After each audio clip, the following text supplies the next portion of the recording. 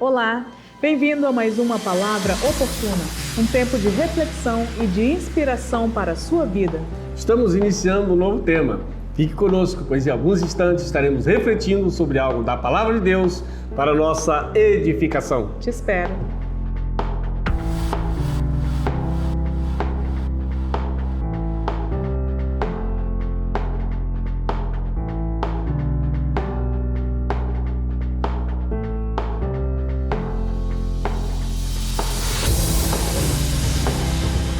Voltamos, graça e paz. Graça e paz. Hoje o nosso tema é um tema muito lindo que fala muito conosco. O tema é o que precisamos para ter um avivamento em nossas vidas e país. E o nosso texto está no profeta Isaías, capítulo 6, do 1 ao 8. Acompanhe comigo. No ano da morte do rei Uzias, eu vi o Senhor assentado sobre um alto e sublime trono, e as abas de suas vestes enchiam o templo. Serafins estavam por cima dele. Cada um tinha 6 asas. Com 2 cobria o rosto, com 2 cobria os pés, e com 2 voava. E clamavam uns para os outros, dizendo: Santo, Santo, Santo é o Senhor dos exércitos. Toda a terra está cheia da sua glória. Os umbrais das portas se moveram com a voz do que clamava, e o templo se encheu de fumaça. Então eu disse: ai de mim, estou perdido, porque sou homem de lábios impuros e habito no meio de um povo de lábios impuros, e os meus olhos viram o Rei, o Senhor dos exércitos. Então um dos serafins voou para mim, trazendo na mão uma brasa viva que havia tirado do altar com uma pinça. Com a brasa tocou a minha boca e disse: eis que esta brasa tocou os seus lábios. A sua iniquidade foi tirada e o seu pecado perdoado. Depois disto, ouvi a voz do Senhor que dizia: a quem enviarei e quem há de ir por nós? Eu respondi: eis-me aqui, envia-me a mim. Amém. Glória a Deus, que maravilha. Que história linda essa, né? Que história que fala muito conosco, né? Esse tempo que estamos vivendo. Uma história de renovo, uma história de uma grande visão que esse profeta teve. E essa visão, ela nos traz grandes lições para as nossas vidas hoje, né? E aqui nós não podemos deixar de falar sobre o rei Uzias, esse rei que, nesse tempo, que foi rei, né, durante 52 anos. Esse rei, ele foi um rei usado por Deus naquele tempo, um rei que Deus colocou naquele lugar para reinar. Ele é conhecido como rei Azarias, foi o rei em Judá, esse rei Uzias. Ele era filho de Amazias, que chegou ao trono aclamado pelo povo naquele tempo. E Isaías, nesse contexto, está esse profeta que é considerado um dos mais ilustres profetas, né? Um dos grandes profetas. Exatamente. Foi casado, pai de 2 crianças, viveu ali com a sua família em Jerusalém naquele tempo. Isaías era filho de Amós, pai de Isaías, né? Chamava Amós, não é o profeta Amós, mas o pai dele se chamava Amós. Incrível isso, né? Que coisa mais linda. E ele era irmão do rei Amazias. E assim, então, a tradição afirma que Isaías seria de sangue real, primo legítimo do rei Uzias. Por isso que o profeta Isaías estava muito triste nesse tempo, né? Nessa época, então, morreu o rei Uzias, podemos dizer, o seu primo. Sim. Né? E ele estava ali, então, Judá passando por uma grande crise. Né? O povo de Judá estava vivenciando dificuldades, crises de toda sorte naquele lugar. Né? E interessante observar que uma das crises mais difíceis que eles estavam vivenciando, podemos dizer, principalmente a pior de todas, é a crise espiritual, que parecia não ter saída. Porque esse rei, ele, aos 16 anos, ele iniciou a reinar. E Deus, como ele tinha muita intimidade com Deus, Deus trabalhou muito com ele naquele lugar, em Judá. Grandes vitórias ele obteve naquele lugar, pastora. Né? Agora está morto. A crise espiritual estava ali sobre aquele lugar. E isso fala muito conosco, porque nós hoje, em nosso país, né, no Brasil, nós estamos vivendo também uma crise espiritual.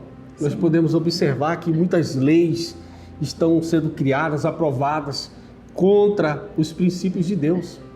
E essa história tão linda, ela fala conosco hoje de uma forma muito linda. E vamos observar quais são as lições que nós tiramos dessa visão, desse profeta, dessa passagem que é muito rica sobre as nossas vidas. Ao olharmos para o nosso Brasil, né, para o país que nós vivemos, nós podemos observar um colapso. Sim. Na vida, na sociedade. Especialmente moral, né? Principalmente moral, né? Então a palavra do Senhor está se cumprindo também, observamos isso biblicamente, está se cumprindo, mas há uma grande promessa sobre nós. Há uma promessa de que do Brasil, de nós, começando em mim, em nós, todos nós, filhos e filhas do Senhor, povo do Senhor, que haverá um grande avivamento do Senhor sobre nós. É em tempo de crise que o avivamento acontece. Em tempo de esfriamento é que o avivamento acontece. O renovo acontece. Isaías estava vivendo isso. Tempo de tristeza, tempo de decepção, tempo de abandono. O povo estava virando as costas para o Senhor, mas o Senhor mostrou a sua glória para aquele profeta. E o Senhor quer mostrar a sua glória para nós nesse tempo, avivando-nos na sua presença. Né, pastor? É interessante. Vamos então refletir sobre essa passagem bíblica, quais são as histórias, ou quais são os pontos-chave para as nossas vidas, né? Nós precisamos olhar para a condição de Judá e o porquê e para quê da experiência, como Deus se revela ao profeta Isaías, né? Então nós percebemos, olhando para a nossa nação, para as nossas vidas e para a condição espiritual hoje da nossa nação, que existe uma necessidade. A necessidade de ter consciência de Deus, a necessidade da obediência ao Senhor. Até mesmo, pastor, porque Deus brada ali com Judá e ele disse: eu estou cansado e enojado de tanto sacrifício. Porque até mesmo a gente vai perceber que Samuel disse a Saul: é melhor obedecer do que sacrificar. Verdade. Então o povo levava muitos animais para sacrificar porque eram muitos os pecados. E Deus falou: estou cansado disso. O Senhor quer o coração, a nossa obediência, e não sacrifício. Verdade. Né? E aí, então, a gente percebe, né, que vai citar lá, Isaías começa falando no ano da morte do rei Uzias. Foi um acontecimento que marcou a vida e ministério do profeta. Até mesmo porque ele estava acomodado. Nós vamos perceber na fala de Isaías que ele estava acomodado. Isaías estava caminhando no ritmo do povo, pastor. Porque ele falou: ai de mim, que eu sou igualzinho a esse povo.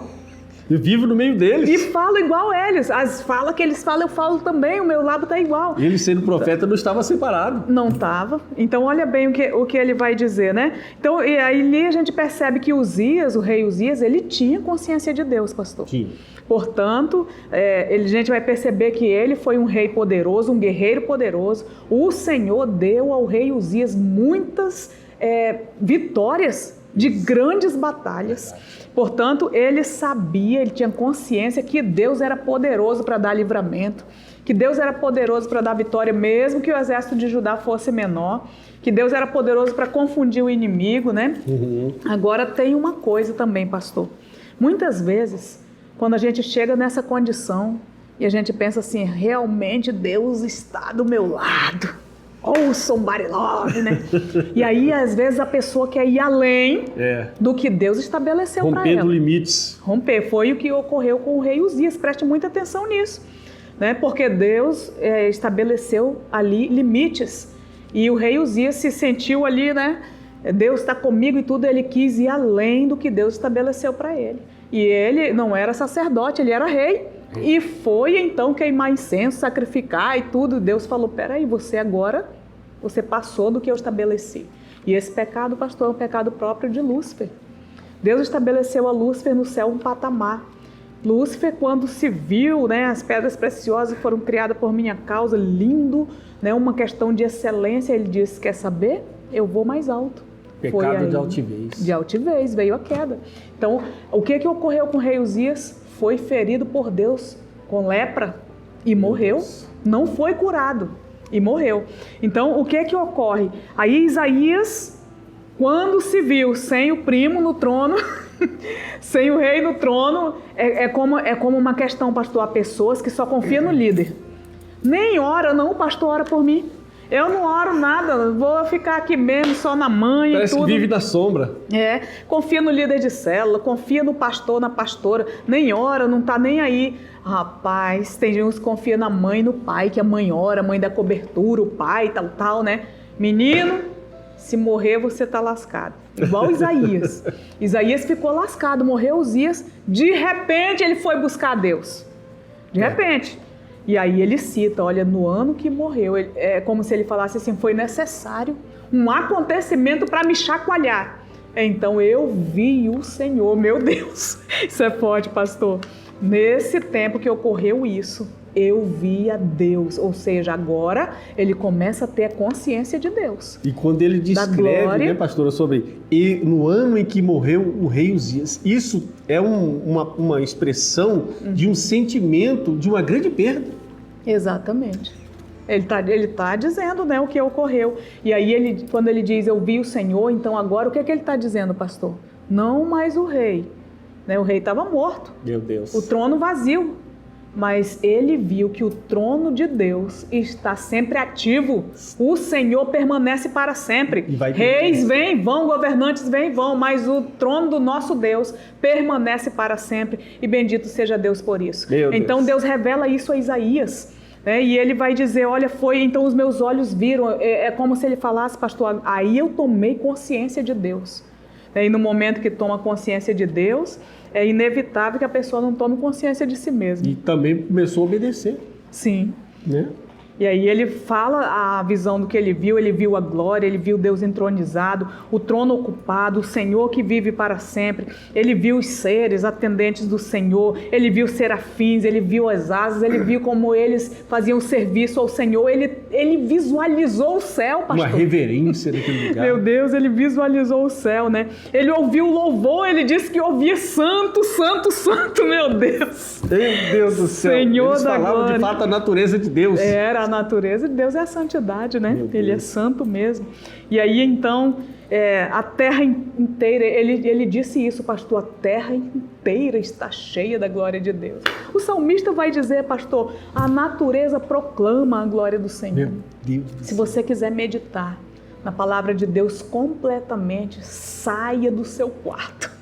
Olhe para o céu, olhe para as árvores, sinta o ar, porque a natureza proclama que grandioso é o nosso Deus e que Ele permanece para sempre. Os céus proclamam, a terra está cheia da tua glória. Se a terra está cheia da glória de Deus, nós precisamos fluir essa glória de Deus. Exatamente. Né? Que coisa mais linda. O segundo ponto, então, o primeiro é que nós precisamos ter consciência de Deus e caminhar em obediência. O segundo...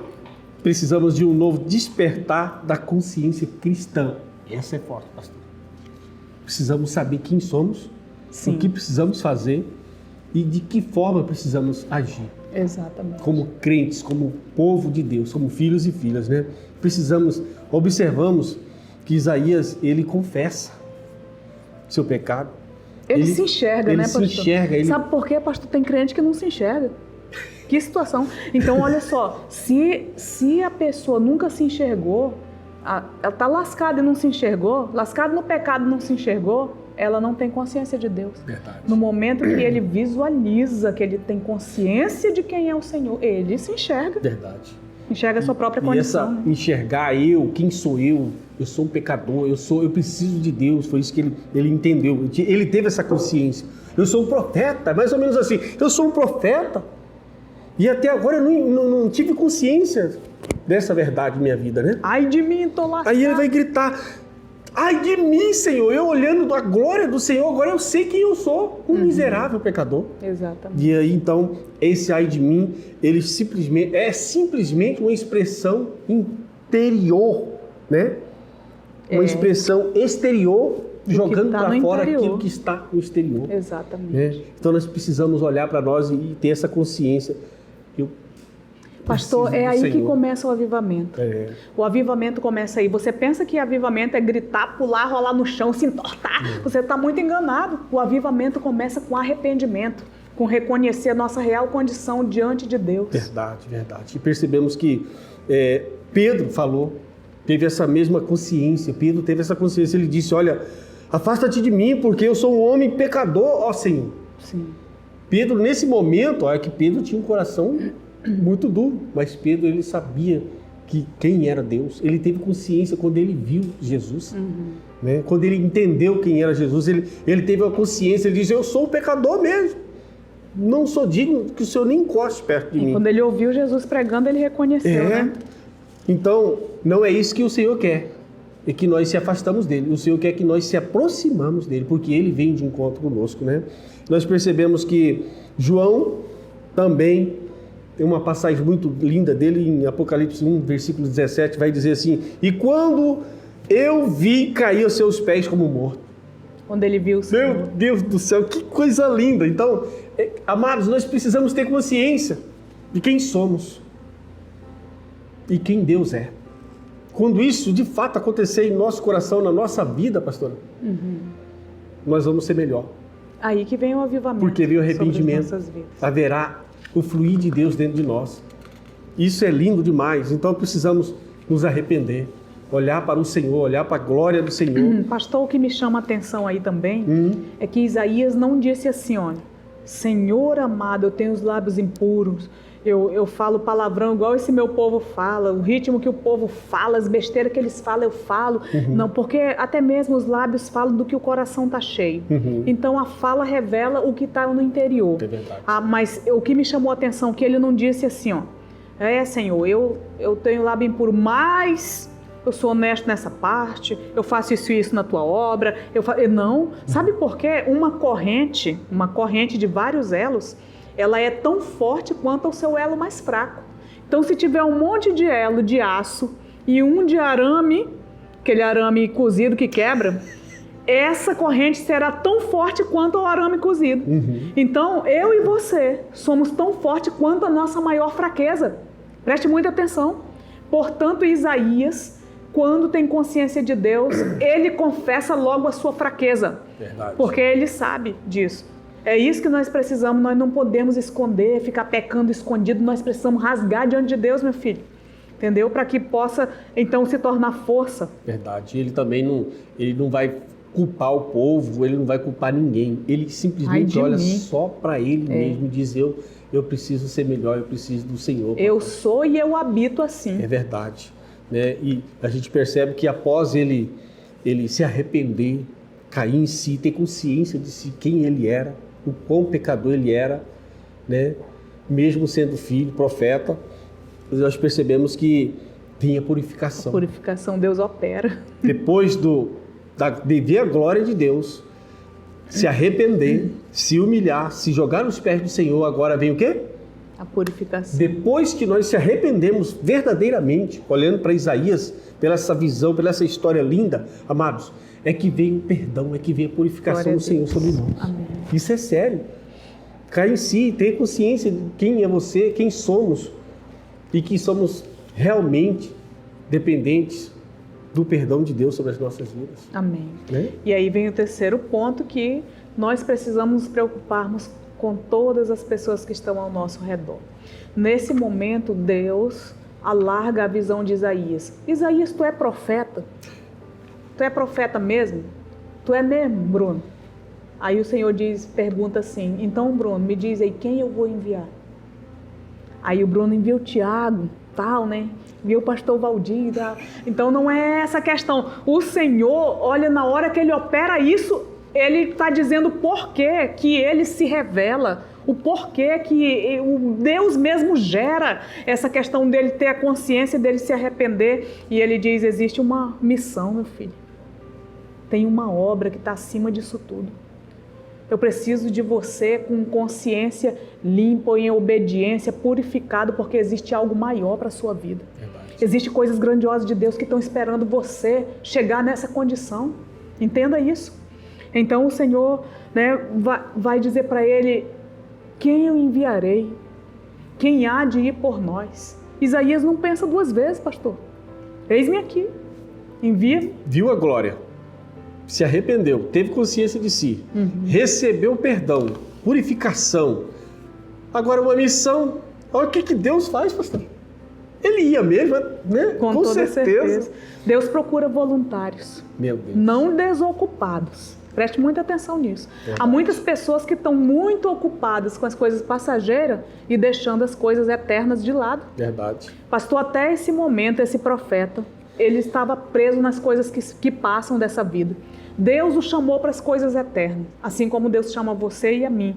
Deus procura alguém para enviar. Deus conta com você para olhar para os outros. Quantas pessoas da sua família precisam ter consciência de Deus, da salvação do Senhor? Quantas pessoas no seu trabalho, quantas pessoas na sua rua, do lado da sua casa, sabe? É necessário que você fale a eles e a elas da realidade de Deus, da realidade do céu, da realidade da sua real condição diante de Deus e da necessidade que há. É verdade. Sabe, então são questões, o Senhor, olha, Isaías, pastor, olhou para cima, ele viu ao Senhor. Ele olhou para si mesmo, né? E ele viu a sua real condição, ele teve consciência da sua real condição. Quando ele olhou para fora, ele viu a necessidade de salvação de milhares de pessoas. Assim, o Senhor está dizendo a você, primeiro, né? É igual o João, pastor. Os pensamentos do Senhor são mais altos que os nossos, os caminhos do Senhor são mais altos do que os nossos, por isso que ele olhou para cima e viu o Senhor. Mas sabe o que o profeta um dia disse? João, por exemplo, recebeu a revelação de Deus, ele olhou para cima, sabe o que o Senhor disse? Sobe para cá. Talvez o Senhor está dizendo isso para você, você precisa subir, meu filho. É igual a águia, pastor, a águia vai lutar com a serpente, ela pega ela na terra, a serpente tem habilidade na terra, mas a águia tem habilidade lá no céu. Já era. Então, para de ficar se esfregando com o inimigo nessa terra, meu filho. Sobe pro nível do céu. É ali que está a tua vitória. Nossa vitória está no nível do céu. Nós precisamos erguer os olhos. Para de ficar preocupado, morrendo no meio disso tudo. Erga os olhos, tem algo maior para você. Porque depois, quando você olhar para fora, você vai enxergar a real condição de salvação dentro da sua casa, na sua família, nos seus vizinhos, e você então será um enviado de Deus para a glória do nome do Senhor. Apocalipse 4, que está escrito que Deus chama João, vem aqui, sobe aqui. Sobe para cá. Olha bem, Jesus Cristo nos fez assentar nas regiões celestiais. A minha luta, a sua luta, a nossa luta não é contra carne e sangue. Então não é nessa terra. A nossa luta é nas regiões celestiais. Exatamente. Nós vamos lutar, mas é no mundo espiritual. Então vamos lutar. Vamos lutar. Nós não somos dessa terra. Nós somos do céu e para lá nós voltaremos. Tem coisas maiores. Olha o que eu vou dizer a você. Fique atento dessa semana. Porque Deus vai se revelar a você de uma maneira linda. Vai ser forte. Deus vai enviar a você pessoas. Você já olhou para cima, então você vai visualizar pessoas que precisam conhecer a realidade do céu, a sua real condição e a necessidade de salvação. Diga ao Senhor, eis-me aqui, usa-me para a glória do teu nome. Deus tem um grande avivamento para esse mundo e começa pelo seu coração, no nome de Jesus Cristo. Jesus está perguntando, quem há de ir por nós? Sabe o que Deus falou para Isaías depois ele dizer assim, envia-me a mim? Vai, o Senhor está te enviando. Em nome de Pregue Jesus. para aqueles que estão com fome. Glória Mate a sede quem está com sede. Mate a fome quem está com fome. O Senhor quer te usar nesse tempo. É necessária essa prontidão dentro do nosso coração. Amém. E esse é o verdadeiro avivamento. Olhar para o lado, olhar para fora. Porque Isaías foi avivado. Então ele já não ficou olhando para ele, já ficou olhando para fora. Eu vou lá pregar para aquele povo. Amém. Vamos orar. Amém? Pastor. Vamos. Pai, muito obrigado. Obrigado, meu Deus, por esse tempo de compartilhar a palavra do Senhor, ruminar essa palavra de vida, essa palavra que nos traz, meu Deus, um renovo espiritual, nos traz visão, nos mostra, Senhor, como o Senhor faz, como o Senhor nos ama, como o Senhor restaura, Senhor. Senhor, nos aviva nesse tempo. Em nome Nós queremos ser avivados pela Tua palavra. A palavra do Senhor é fogo, é alimento. Aleluia. A palavra do Senhor, meu Deus, mata a sede. A palavra do Senhor é sabedoria. A palavra do Senhor é instrumento, meu Deus, nesse tempo para todo aquele, meu Deus, que precisa, Senhor.